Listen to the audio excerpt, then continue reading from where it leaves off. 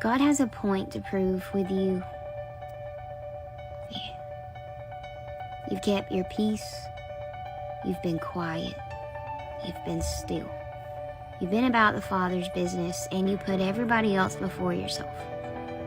Very few people can say that. But you really do.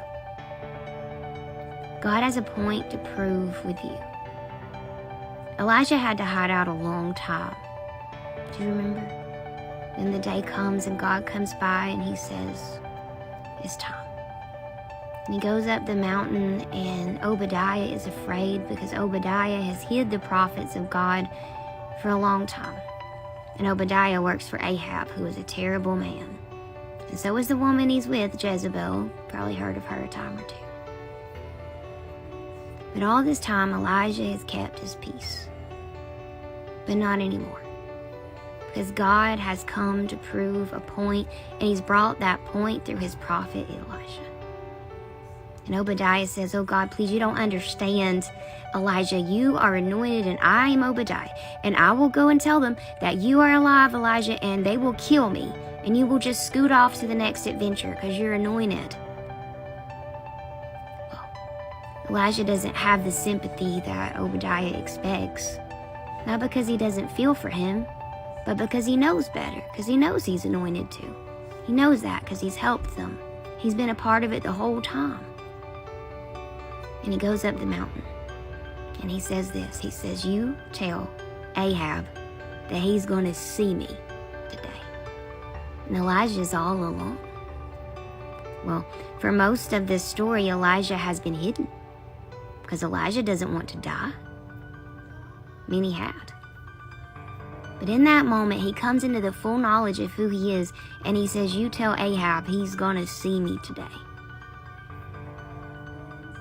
And this ridiculous show of trying to get idols to show up, these false prophets of Baal. And then it's Elijah's turn. And in a drought, he asks for water. In a drought, he asks for more. He rebuilds the altar, the 12 tribes represented. He honors all that come before him. God's a God of order, you know. And he creates the altar back again. He wets it all down. And he lays out the sacrifice. And God consumes it even in water with complete and utter fire. It's consumed. Because your God is what? An all-consuming fire. Well, those prophets are no more because people don't like to be lied to.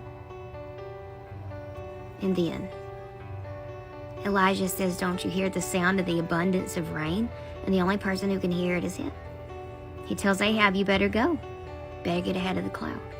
Well, nobody hears it and nobody sees it, not even a student of Elijah's. And he says, I don't see anything. He says, look again. He says, look again. He tells him 7 times until he sees like a hand-sized cloud. He says, I gotta get on my way, buddy. And even being last, he still makes it first. God has a point to prove with you. And this is where it all begins. It might be the end for some, but it is a whole new beginning for you. And you're about to see.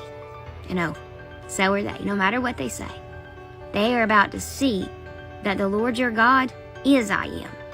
And you have been his point prover the whole time.